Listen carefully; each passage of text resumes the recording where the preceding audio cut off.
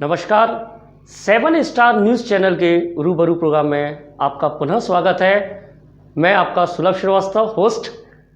आज आपको एक ऐसी शख्सियत से मैं रूबरू करा रहा हूँ जो कि साहित्यकार हैं, लेखक हैं और स्टेट लेवल से लेके नेशनल लेवल और इंटरनेशनल लेवल तक उन्होंने 72 अवार्ड अचीव करे हैं। ये हम लोग की बहुत खुशी की बात है कि आज आप उनसे रूबरू हो रहे हैं हमारे रूबरू प्रोग्राम के माध्यम से। उनका नाम है डॉक्टर सारिका ठाकुर। तो आइए मिलते हैं उनसे, डॉक्टर सारिका ठाकुर जी से। नमस्कार, रूबरू प्रोग्राम में आपका स्वागत है। और आज हमारे बीच एक साहित्यकार डॉक्टर सारिका ठाकुर जी हमारे मौजूद हैं आप लोगों के साथ में। कई अवार्ड स्टेट लेवल से लेके इंटरनेशनल लेवल तक करीबन 72 अवार्ड्स दिए गए हैं इनको। और ये हमारा एक बहुत हमारे चैनल के लिए एक बहुत अच्छी चीज़ है कि ये आज हम लोगों के बीच मौजूद हैं अपना कीमती समय निकाल के, और आज वो आपसे रूबरू हो रही हैं और अपने अनुभव को आपसे शेयर करा रही हैं। नमस्कार। और ये मेरे लिए ये बहुत बड़ी बात है कि आज मैं रूबरू कार्यक्रम के माध्यम से सभी दर्शकों के साथ जुड़ी हूँ। बहुत अच्छी बात है मैम। नमस्कार। डॉक्टर मैम यानी डॉक्टर सारिका ठाकुर जी, आपका जो उपनाम है साहित्य का जागृति, जी, वो जागृति नाम आपका कैसे पड़ा? जी, जब मैंने लेखन कार्य आरंभ किया तो उसमें मेरे जो लेखन की तरफ रुझान था उसको देखते हुए मेरी एक साहित्यिक संस्था सिद्धि एक उम्मीद, उनके जो संस्थापक हैं आदरणीय डॉक्टर शशिकांत पारा सर जी, उनके द्वारा मुझे जागृति की उपाधि प्रदान की। जब मुझे जागृति की उपाधि प्रदान करी, ये बहुत कम जो कवि और कवित्री रहते हैं उनको ये उपाधियाँ प्राप्त होती है। उनके माध्यम से जब मैंने उनसे ये प्रश्न किया कि जागृति ही उपाधि मुझे क्यों प्रदान की, तो उन्होंने मुझे बताया कि जिस तरीके का आपका लेखन कार्यशैली है ये लोगों की जागरूकता के लिए कार्य करता है, उस हिसाब से ये उपाधि आपके लिए बिल्कुल सही मैंने चयन किया है इसका।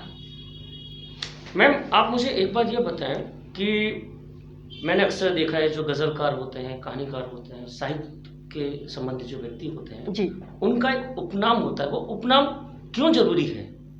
जी बिल्कुल, ये थोड़ा सा हमारे दर्शक भी ये जानना चाहते हैं। जी बिल्कुल। देखिए, जब हम लेखन क्षेत्र में होते हैं तो ऐसे बहुत से कॉमन नेम होते हैं। जैसे सपोज डेट मान लीजिए कि जैसे मेरा नाम सारिका है, तो सारिका नाम के बहुत सारे शख्स आपको जीवन में मिलते हैं, परंतु जो हमको लेखन के साथ में उपाधियां प्राप्त होती हैं वो पर्टिकुलर एक व्यक्तित्व पर आधारित रहती है कि वो व्यक्ति जो है जिस तरीके से वो अपने व्यक्तित्व को दिखा रहा है ठीक उसी तरीके से उसको उपनाम दिए जाते हैं। इसीलिए ये उपाधियों का महत्व बहुत ज़्यादा चलन में है। तो ये विशेषकर किसी साहित्य संस्था के द्वारा हमें प्रदान किए जाते हैं। सारिका जी, साहित्यकार के साथ आप एक समाज सेवी भी हैं और सबसे अहम बात आप एक शिक्षक भी हैं जी, जो कि हमारे गुरु भगवान समान होता है। आप एक शिक्षक भी हैं, तो आपने ये फील्ड क्यों चुनी? चूंकि आप गृहिणी हैं जी, और दायित्व सबसे ज़्यादा गृहिणियों पे रहता है। जी, तो आपने ये फील्ड क्यों चुनी? सर, आपने ये बहुत अच्छा प्रश्न मुझसे पूछा और ज़्यादातर महिलाएं मुझसे यही प्रश्न पूछती हैं कि दिन में जब 24 घंटे होते हैं तो उसमें हमारे काम ही नहीं ख़त्म हो पाते और आप ये सब काम कैसे कर लेती हैं। लेकिन मेरा ऐसा मानना है कि शिक्षिका की यदि बात करते हैं तो किसी भी शिक्षक का सही काम होता है छात्रों को सही मार्गदर्शन देना। जब हम छात्रों को मार्गदर्शन देने जाते हैं तो उनमें जागरूकता बहुत फैलानी पड़ती है, उनको सही दिशा में गाइड भी करना पड़ता है। केवल ये नहीं कि विषय से संबंधित आपने उनको जानकारी दी, कभी कभी जीवन से संबंधित जानकारियां भी बच्चों को देनी पड़ती है, सही दिशा की तरफ मोड़ना पड़ता है।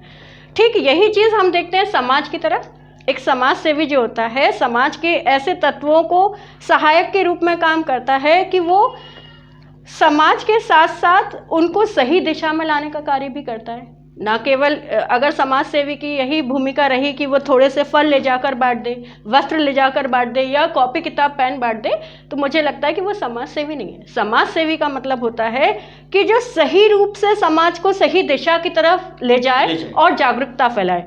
और जहाँ जागरूकता, मार्गदर्शन, समर्पण और त्याग की बात आती है तो वहाँ एक शिक्षक और समाज सेवी दोनों ही एक दूसरे के पूरक होते हैं। बहुत से, बहुत से, है ना।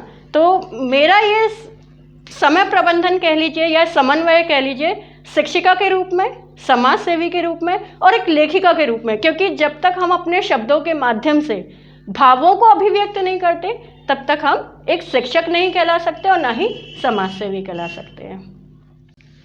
सारिका जी, आपने अपने लेखन के माध्यम से इस समाज में कौन कौन से परिवर्तन लाने की कोशिश करी है, वो हमारे दर्शक लोग जानना चाहते हैं। क्योंकि साहित्यकार जब अपनी आवाज़ को जनता तक पहुंचाता है तो कहीं ना कहीं सामाजिक कार्यकर्ता होता है और समाज को वो सही प्रेरणा देता है। बिल्कुल बिल्कुल। तो आपने अपने लेखन से ऐसा कोई स्पेशल संदेश, जैसे कहते हैं महत्वपूर्ण संदेश जनता तक को आपने अगर पहुंचाया होगा तो उसके संबंध में थोड़ा सा आपसे जानकारी चाहूँगा। हाँ जी, हाँ जी। देखिए, जहाँ तक लेखन का संबंध है और समाज में जागरूकता का संबंध है तो मैं इतना ही कहना चाहूँगी कि जब मैंने लिखना शुरू किया था प्रारंभिक तौर से, तो मैं थोड़ा सा ऐसा है सरकार के माध्यम से कह लीजिए या समाज के माध्यम से थोड़ा सा डर एक था कि अगर मैंने उनके सकारात्मक रूप से उनके सामने नहीं गई तो शायद वो मुझे पीछे की ओर ले जाएंगे, है ना। परंतु जहाँ अपन एक लेखक की बात करते हैं तो लेखक जो होता है उसमें कलम में बहुत ताकत होती है ना। और ये बात मैंने अनुभव भी कर ली धीरे धीरे। तो फिर जब धीरे धीरे अनुभव करी तो मुझे ऐसा लगने लग गया कि अब इस कलम से चाहे जो लिख दो पर लिखना हमेशा सही। तो वहाँ से मैंने शुरुआत जब करी तो मैं जब समाज सेवी के रूप में आई तब मैंने महिला सशक्तिकरण के लिए, बाल कल्याण के लिए लिखना शुरू किया। बाल कल्याण के लिए सर अपने देश में कह लीजिए या अपने समाज में कह लीजिए, एक बहुत अच्छी कविता है राकेश जोशी जी के द्वारा, बच्चे काम पर जा रहे हैं। जी जी जी, है ना, शायद आपने सुनी हो कभी। तो बच्चे काम पर जा रहे हैं, उसमें ये बताया गया है कि हमारे देश की अधिकतर बहुत सारी प्रतिशत बच्चे जो हैं आज भी उनको वो विकास या वो आवश्यकता वस्तुएं नहीं प्राप्त हो पा रही कि वो अपनी शिक्षा प्राप्त कर लें। तो मैंने अपनी लेखनी के माध्यम से उन बच्चों को सही शिक्षा दिलाने के लिए, अपनी शहर की बच्चियों को सुरक्षित रखने के लिए और अपने महिला सशक्तिकरण को बढ़ाने के लिए अपने लेखन कार्य में बहुत बड़ा प्रयास किया है, जिसके माध्यम से न केवल नगर की बल्कि राष्ट्रीय स्तर तक के जो सरकारी लोग हैं उन्होंने भी मेरी बहुत मदद करी है। बिल्कुल, ये एक बहुत अच्छी बात है कि आपने अपनी कलम की ताकत से अपनी आवाज़ को बुलंद किया और सरकार और सरकारी कर्मचारियों ने आपकी मदद करी। एक बहुत अच्छी बात है, एक मतलब ये एक सार्थक प्रयास है, अगर देखा जाए तो एक सार्थक प्रयास है आपके द्वारा। और आप जैसे लोग, हम सभी लोगों के जो हमारे दर्शक इस समय देख रहे हैं मार्गदर्शक होते हैं जी, आपका प्रयास बहुत सराहनीय है। और हम सभी ये उम्मीद करते हैं कि इस प्रयास को चाहे कितनी भी आंधी तूफान आए, चाहे लोग आपके कितने भी अपोजिट हो जाएं, आप इस प्रयास को निरंतर जारी रखिए। बिल्कुल। और हम आपसे यही उम्मीद करते हैं कि कम से कम हम समाज को नहीं बदल सकते, पता समाज में हमने एक या दो लोगों को बदल दिया तो आने वाले समय में हम पूरे समाज को बिल्कुल बदल सकते हैं। निरंतर हमारा यही प्रयास रहता है कि यदि हम एक को भी बदल दिए तो वो एक ना जाने आगे चल के कितनों को बदल है ना। और मैंने चलना तो अकेले ही शुरू किया था, परंतु अब मेरे सहयोग में इतने लोग साथ में हैं तो उनका भी आभार इस प्रोग्राम के माध्यम से मैं व्यक्त करना चाहूँगी कि काफ़ी लोग मेरे साथ ऐसे जुड़े हुए हैं जो समाज में सकारात्मकता लाने का कार्य कर रहे हैं। डॉक्टर सारिका जी, एक आपसे एक पर्सनल मेरा एक क्वेश्चन है और वो शायद क्वेश्चन हमारे दर्शकों के लिए बहुत अच्छा है क्योंकि इतने व्यस्त समय में वो भी बहुत कुछ करना चाहते हैं पर आपसी सामंजस्य नहीं बैठा पाते अपनी लाइफ के प्रति और अपने कार्य के प्रति। तो कहने का और आपसे बात करने का एक क्वेश्चन ये था मेरा, आप अपनी गृहिणी लाइफ को लेकर, साहित्यिक लाइफ को लेकर और समाज सेविका की लाइफ को लेकर आपस में सामंजस्य कैसे बैठा लेते हैं? सर ये बहुत अच्छा प्रश्न है। जब बात एक माँ की होती है जी। या एक महिला की होती है, तो महिला से कभी ये नहीं पूछा जाता कि आप अपने बच्चों को कैसे मतलब उनके लिए समय कैसे निकालती हो। बिल्कुल सही। तो ये समाज से भी हो गया, शिक्षा हो गई, और मेरे लिए लेखन का कार्य हो गया। ये मेरे लिए एक बच्चे के समान है, और उसके लिए मैं ये कह लीजिए जुनून, जब इंसान के पास जुनून होता है तो वो कुछ भी कर गुजरता है, और ये सारी चीज़ें मेरे लिए एक जुनून के समान है। और जब तक मैं दिन में एक बार ये काम कर नहीं लूँ तो इंसान सो नहीं पाता। और इन सब का समन्वयन तभी से आता है जब हम त्याग, संघर्ष और निष्ठा को साथ में रखते हैं। इसके बिना कुछ भी संभव है ही नहीं। तो मैं भी आगे अपनी महिलाओं को, दर्शकों को यही सजेशन दूंगी कि यदि आप भी लाइफ में अपने दैनिक दिनचर्या से हटकर कुछ अलग करना चाहते हैं तो उसके लिए त्याग, समर्पण, निष्ठा और समय प्रबंधन, इनको अपने साथ में रखिए। आप लाइफ में बहुत कुछ आगे कर जाएंगे।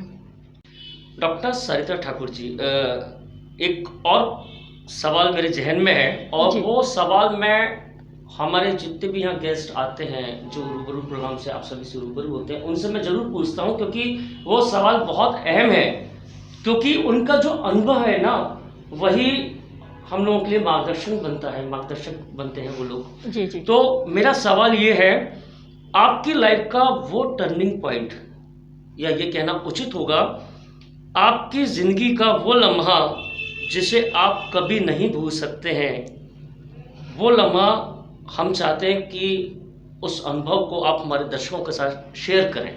जी बिल्कुल। सर, जब लेखनी का कार्य प्रारंभ किया था, तब लिखने के साथ साथ बहुत सारी जब रचनाएं पूरी हो गई तो एक ऐसा पर्सन मेरी लाइफ में आया जिन्होंने बोला कि ये बुक में पब्लिश होना चाहिए, आप जो लिख रहे हैं वो बुक में पब्लिश होना चाहिए। होना तो चाहिए, पर अंदर से एक डर था, क्योंकि मेरा लेखन कार्य प्रारंभ चल रहा था। मुझे अनुभव नहीं था कि शायद मेरे शब्दों को इतना महत्व मिल पाए, क्योंकि मेरे से बहुत बड़े बड़े साहित्यकार आकर गए हैं। तो ऐसे में ये कह लीजिए, जब अपन बात करते हैं कि जब पुरुष की सफलता के पीछे कहते हैं महिलाओं का हाथ होता है, जी, सेम यही कंडीशन होती है कि जब महिलाएं सफल होती है तो उनके पीछे एक पुरुष का हाथ होता है। बहुत अच्छी बात, तो बहुत अच्छी बात। बहुत खुशी होती है ये बताते हुए कि मेरे परिवार में भी मेरे जो हस्बैंड हैं, जी, पति हैं, उन्होंने ना केवल मुझे बल्कि मेरी बेटी को भी बहुत सपोर्ट किया है इस मामले में। तो उन्होंने मुझे जब खुद से, मैंने उनको नहीं बताया था कि मुझे बुक पब्लिश करनी है, पर उन्होंने जब मेरे इतनी सारी रचनाएं देखी और एक दिन आके मुझसे बोले, जब इतना लिख लेती हो तो इसको आगे क्यों नहीं निकालती हो। तो वो बात जब मैंने उनकी सुनी कि ये मुझे आगे सपोर्ट करने वाले हैं, वो मेरी लाइफ का टर्निंग पॉइंट था। जब हम एक बच्चा जैसे होता ना, धीरे धीरे चलना सीखता, लेकिन उसको डर होता कि गिर गए तो आगे क्या होगा, उसको संभालने वाला कोई नहीं है, कोई नहीं होगा। ठीक वही कंडीशन उस समय मेरी थी कि मैं लिखना शुरू कर दिया था, परंतु लिखने के साथ में उसको पीछे सपोर्ट करने वाला कौन है, क्योंकि आज साहित्य के क्षेत्र में बहुत बड़े बड़े हैं। मेरे हस्बैंड ने मुझे यही बात कही थी कि आप लिखना प्रारंभ कर चुके हैं, आप लिख रहे हैं, जब आप लिख रहे हैं अखबारों में जा रहा है, लोग उसकी सराहना कर रहे हैं, तो एक बार बिना डर के आप पब्लिश भी करवा लीजिए। हो सकता है कि इसमें आपका आगे और रुझान बढ़ जाए।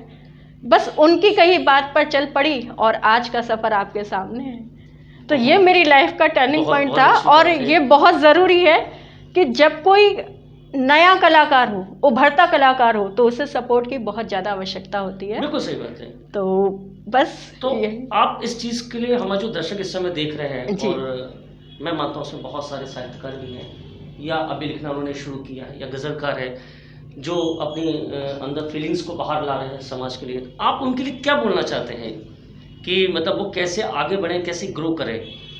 क्या उनका अपना थोड़ा सा जो अनुभव है, जो आपने अपना बीता हुआ जो कल, उसको अगर आप थोड़ा सा यहाँ पर प्रेजेंट करें जी, तो शायद आपका बीता हुआ कल उन लोगों के लिए मार्गदर्शन बन सकता है, आने वाला कल बन सकता है। जिस टाइम से मैं बिलोंग करती हूँ, उस टाइम पर मुझे लगता है कि महिलाओं की स्थिति ठीक ठाक थी, है ना। वहाँ पर घर की चारदीवारी से आगे निकलना शायद बहुत कम लोग कर पाते थे जी। है ना। लेकिन आज की युवा पीढ़ी में तो लड़कियां मुझे लगता है कि लड़कों से ज़्यादा कर गुजर रही है, पर उनके लिए एक संदेश मेरे साथ है कि जब भी वो अपनी लाइफ का एक टर्निंग पॉइंट लें तो उसमें आत्मविश्वास का होना बहुत ज़रूरी है। जब तक आत्मविश्वास नहीं होगा तब तक हम लाइफ में कुछ कर नहीं सकते, और आत्मविश्वास भी सही डायरेक्शन में होना बहुत ज़रूरी है, क्योंकि कहीं कहीं क्या होता है, युवा पीढ़ी उस समय भटक जाती है जब वो चकाचौंध दुनिया में आ जाती है। हाँ बिल्कुल बिल्कुल सही कहा आपने, भटकती है। हाँ, तो उस समय वो कहते हैं कि उड़ो पर ज़मीन को ना भूलो। तो वो ज़मीन को याद रखिए कि हमने उड़ना कहाँ से शुरू किया था, बहुत सही, है ना, और आत्मविश्वास के साथ। तो मैं तो युवा पीढ़ी से यही कहूँगी कि अगर वो कुछ सकारात्मक रूप से आगे बढ़ना चाहते हैं, अपने जीवन का कुछ महत्व लक्ष्य हासिल करना चाहते हैं, तो आत्मविश्वास के साथ उड़ो। लेकिन जहाँ से आपने प्रारंभ किया है उस जगह को ना भूलो, उन लोगों को ना भूलो जिन्होंने आपको बहुत सकारात्मक रूप से आपका सहयोग किया है। डॉक्टर सारिका जी, हमारे दर्शक ये जानना चाहते हैं कि आपका प्रेरणादायक वो शख्स कौन है जिसने आपको इस मुकाम तक पहुंचाया है? वैसे तो जीवन में कुछ भी सकारात्मक 1% सकारात्मक देने वाले जो भी लोग हैं वो सब मेरे प्रेरणा स्रोत के रूप में ही आते हैं। बहुत बढ़िया। परंतु फिर भी यदि बात करूं किसी एक व्यक्तित्व की, तो ये प्रेरणा मुझे मेरी बेटी से मिली। क्या बात है। जैसे आपकी बेटी के बारे में हमें थोड़ा सा ये पता लगा था कि वो बहुत अच्छी कथक डांसर है ना। समय यदि कभी मिला तो रूबरू चैनल में हम उसको जरूर लेकर आएंगे और दर्शकों से हम जरूर इस चीज़ को हम शेयर करेंगे, क्योंकि जिनकी माँ के पास एक अथाह भंडार है, खजाना है, उनकी बेटी के पास कितना बड़ा खजाना होगा शायद हम लोग सोच भी नहीं सकते हैं। तो आने वाले समय में जब भी हम लोगों को थोड़ा समय मिलता है, हम जरूर अनुष्का ठाकुर, एम आई राइट ना, अनुष्का ठाकुर जी, काफ़ी रिसर्च करी हम लोगों ने अनुष्का जी के लिए, तो हम उनको भी इस प्रोग्राम के माध्यम से लेकर आएंगे। अभी बात सिर्फ मैं इतना ही कहना चाहूँगा कि वो बेटी आपकी प्रेरणा स्रोत रही है। हाँ सर, एक शिक्षा और एक प्रेरणा हमें जब जहाँ जिससे मिल रही हो सकारात्मक रूप से ले लेनी चाहिए।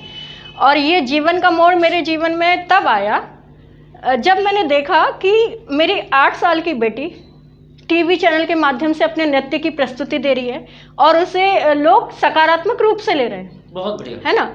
तो जब वो 8 साल की उम्र में इतना कर सकती है तो हम तो जीते जी प्राणी हैं, और रहे उनकी मदर के रूप में।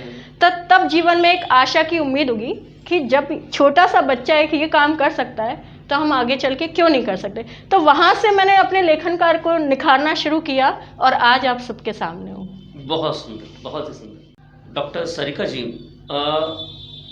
समाज सेवा जब आपने शुरू करी तो आपको बहुत सारी चुनौतियों का सामना करना पड़ा होगा, होता है। हर जब कोई व्यक्ति सफलता प्राप्त करता है या वो चलता है तो गिरता भी है वो, बिल्कुल। कई लोगों को उसको सुनने को भी मिलता है कि कहाँ जा रहे हो, क्या कर रहे हो, ये चीज़ें तो बेकार है, बिल्कुल। कई जगह पे तो बहुत सारी चुनौतियाँ का आपने सामना किया होगा। वो कौन कौन सी चुनौतियाँ थी जिनको आपने फेस किया अपनी ज़िंदगी में? जी सर, इसको मैं व्यक्तिगत रूप से ना बताते, एक सामूहिक रूप से सहयोगी के माध्यम से बताती हूँ कि जब समाज सेवा शुरू करते हैं तो समाज के साथ में बहुत सारी प्रॉब्लम आती है। ये चुनौतियाँ ऐसी होती हैं कि यदि किसी बालिका के साथ में कुछ गलत कार्य हो रहा हो जी, वो छुपा लेती है और उसके परिवार वाले भी सपोर्ट करते हैं कि नहीं ठीक है, आगे उसकी बदनामी होती है, ये ऐसा बोलते हैं।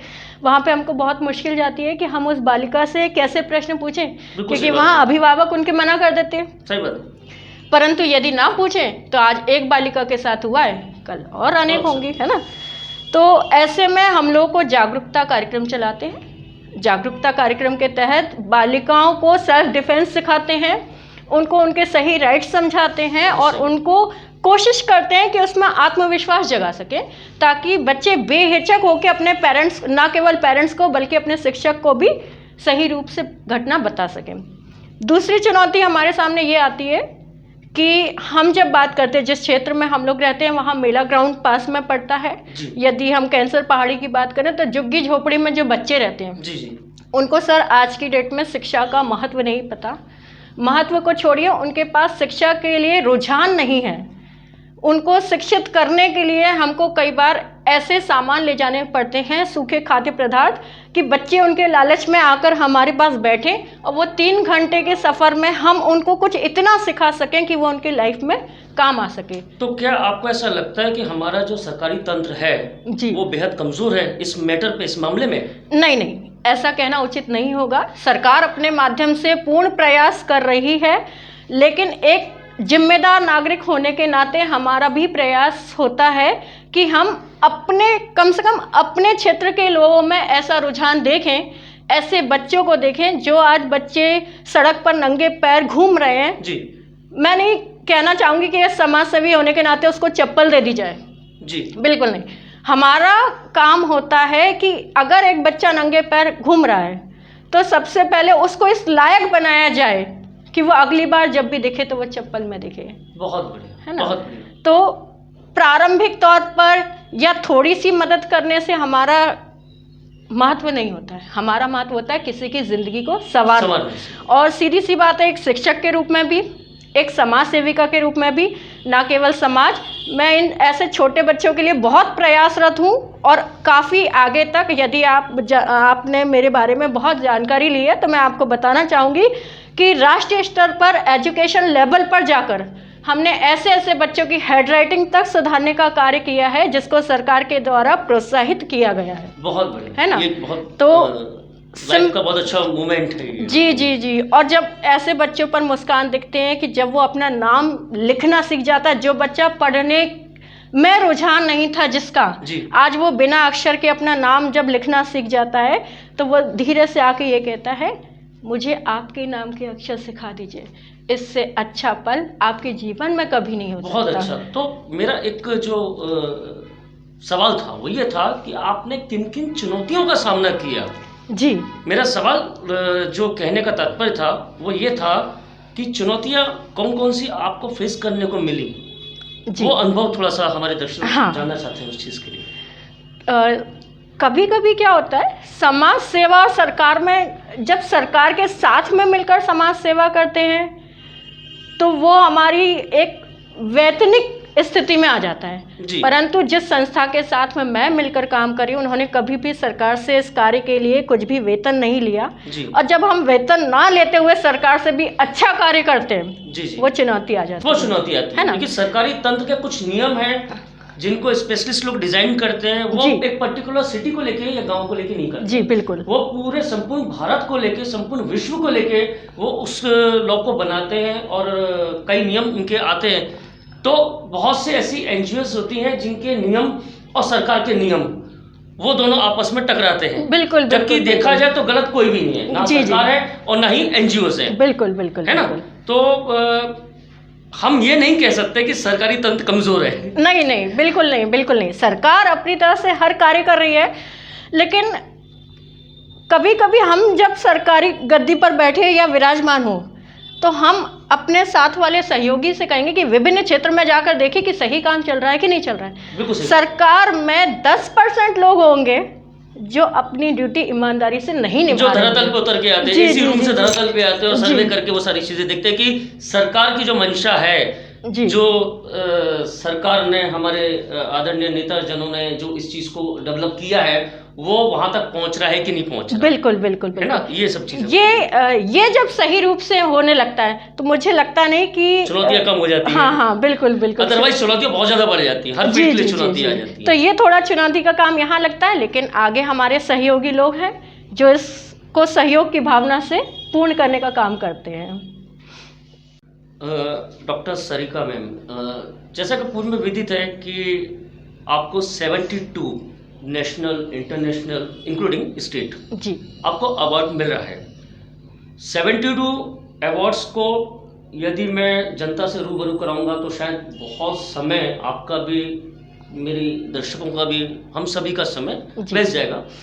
मैं कुछ प्रमुख जो आपको अचीवमेंट है मैं चाहता हूं कि आप उनको यहाँ पर हमारे दर्शकों को बताएं सर ये तो बहुत मुश्किल कर दी। मतलब एक कलाकार से आप बोल रहे हैं कि आपको किन सम्मानों से सम्मानित किया जाना है? नहीं, मेरा पूछने का तात्पर्य ये रहता है कि जिस प्रकार हम, यानी एक जो कलाकार होता है उसकी पहचान सिर्फ एक कला होती है जी और साहित्यकार होता है उसकी पहचान कलम होती है। जी बिल्कुल। इसी प्रकार दोनों में समावेश होता है कि जब हम कहीं कोई प्रोग्रेस करते हैं या कोई कहीं पर जाते हैं तो लोग हमें सम्मानित करते हैं।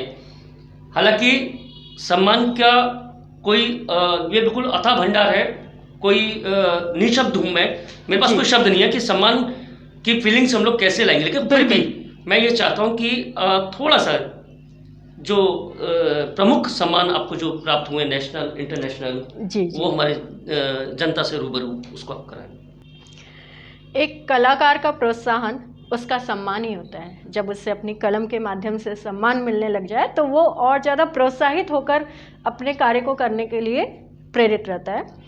इस सम्मान की श्रेणी में मैं बताना चाहूँगी कि मुझे B.R. Ambedkar life time achievement award मिल चुका है। ये हमें पूना संस्था के द्वारा मिल चुका है। परंतु जहाँ अंतर्राष्ट्रीय सम्मानों की मैं बात करूँ तो शांति दूत के लिए मुझे मिल चुका है।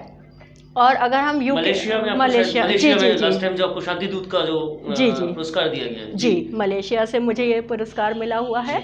और मुझे अपने क्षेत्र में सकारात्मक रूप से कार्य करने के लिए विभिन्न मानक उपाधियों से भी मुझे नवाजा गया है, जिसमें मैं बात करूंगी ये हमारे जो राष्ट्रीय नहीं क्या अंतर्राष्ट्रीय कहूँगी मैं कि ये मुझे अमेरिका के द्वारा, कनाडा के द्वारा और विभिन्न संस्थाओं के माध्यम से दिया गया है।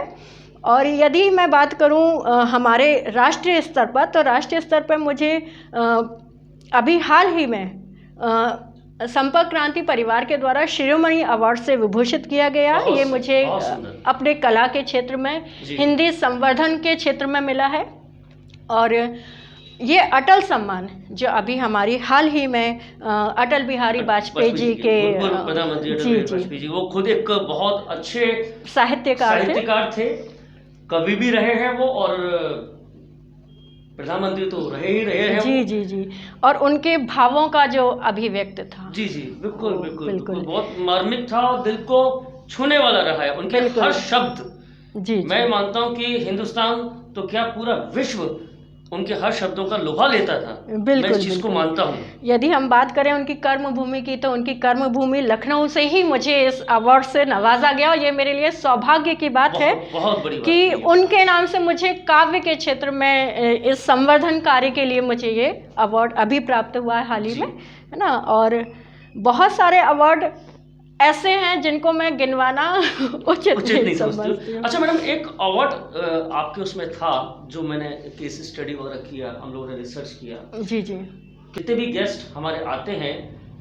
सबसे पहले हम उनके बारे में रिसर्च करते हैं। हमारी रिसर्च एंड डेवलपमेंट टीम होती है, हमारे कुछ मीडिया रिपोर्टर्स होते हैं, कई ऐसे समाजसेवी संस्थाएं, समाजसेवी लोग होते हैं जो उनके बारे में रिसर्च करके हमको रिपोर्ट देते हैं कि हाँ अब यह शख्स रूबरू आप लोगों से हो सकता है। जी बिल्कुल। तो उसी श्रृंखला को जारी रखते हुए तो एक अवार्ड मुझे ध्यान आ रहा है, एक मार्शल आर्ट में आपको कुछ अवार्ड पुलिस साइड वो था समथिंग, मतलब ऐसा कुछ रिमाइंडर हो रहा है मेरे को। जी वो ये मुझे प्रकाश, क्योंकि मार्शल आर्ट एक बच्चों के लिए था, बच्चों मतलब जो खासकर बेटी हैं। जी हम लोग इस समय जो मिशन चला रहे हैं, बेटी बचाओ बेटी पढ़ाओ और आगे बढ़ाओ, तो उन बेटी के वजह से ही शायद आपको अवार्ड मिला था। आपने जी कुछ इस प्रकार से कुछ ऐसा किया था, मुझे ऐसा कुछ स्मरण हो रहा है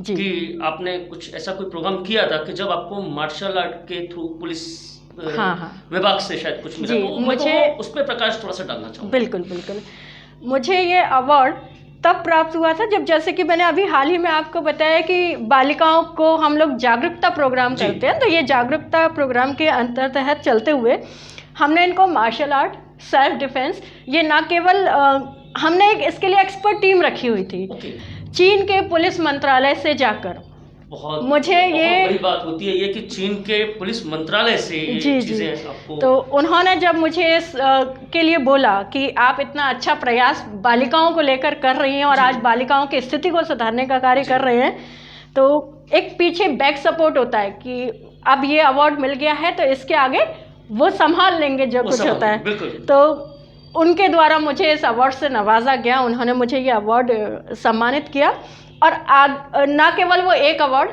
चीन से मुझे कंटिन्यूसली इस काम के लिए 1 से 3-4 अवार्ड यहाँ से मिल चुके हैं। बहुत बहुत एक अच्छी बात है। अच्छा सारिका जी, जब हम इंटरनेशनल लेवल पे बात करते हैं तो आप आज अमेरिका के पत्रकार जगत से भी जुड़ी हुई हैं, जहां अपना बिल्कुल। लेख आप भेजती हैं। जी जी उसका प्रारूप क्या होता है, मतलब आपकी जो यहाँ की जो भाषा, क्योंकि एक्चुअल में क्या होता है, हिंदी साहित्यिक भाषा है, जी बिल्कुल उर्दू फारसी जब हिंदी में समाहित होती है जी जी तो उसमें जान आ जाती है, बिल्कुल बिल्कुल सही है कह ना? रहे हैं आप, बिल्कुल। लेकिन यदि हम अदर दूसरे लैंग्वेज की बात करें, स्पेनिश हुई, फ्रेंच हुई, जैपनीज हुई, वहाँ पर आप अपनी भावनाओं को वहाँ की जनता के दिल में उतारना, जी वो किस प्रकार से हो सकता है, ये थोड़ा सा हम सभी लोग जानना चाहते हैं कि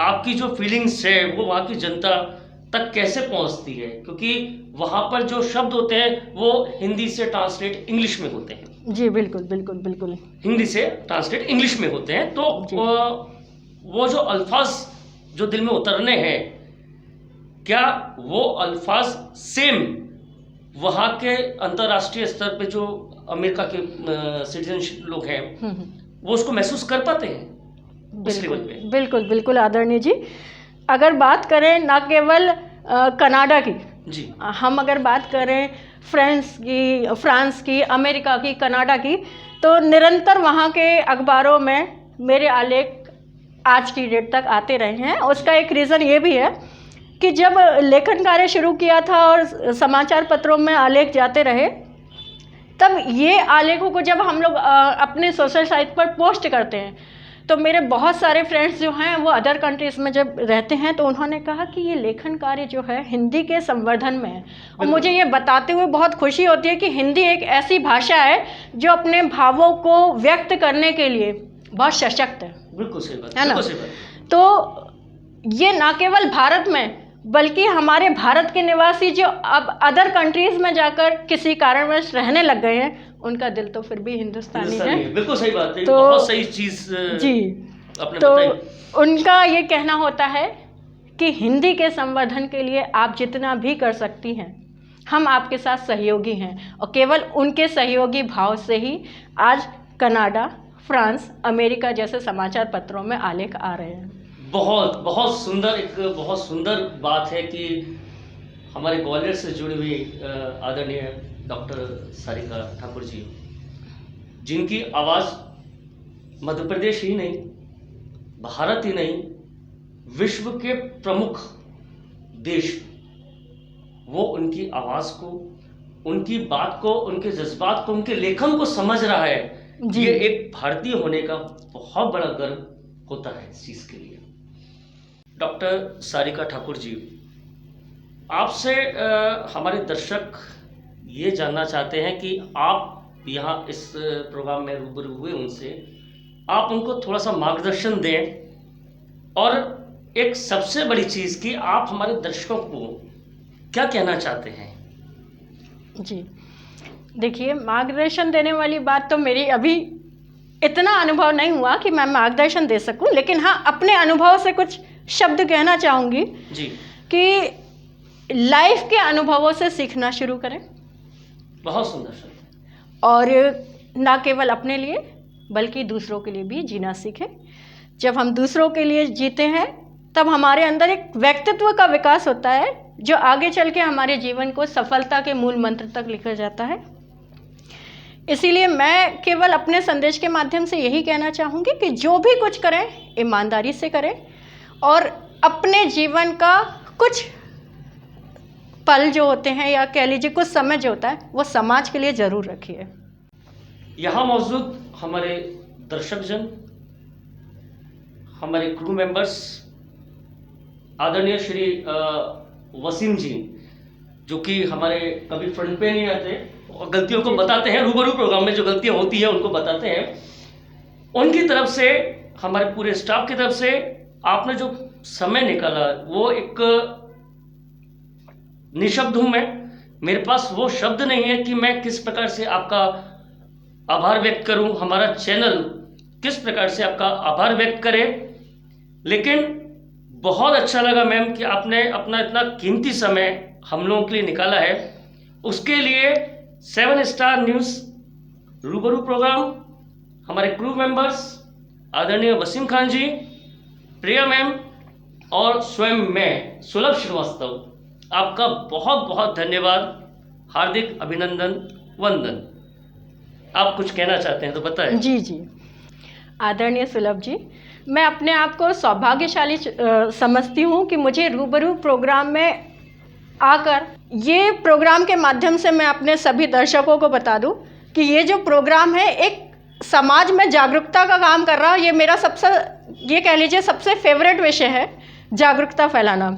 ये ऐसे कलाकारों को मंच देता है जो स्वयं से मंच पर नहीं प्रकट हो सकते, और ये कहना चाहूँगी कि इसके माध्यम से कई सारे बच्चे, कई सारे युवा वर्ग ऐसी ऐसी जगहों पर पहुंच चुके हैं जो वाकई में सराहनीय है।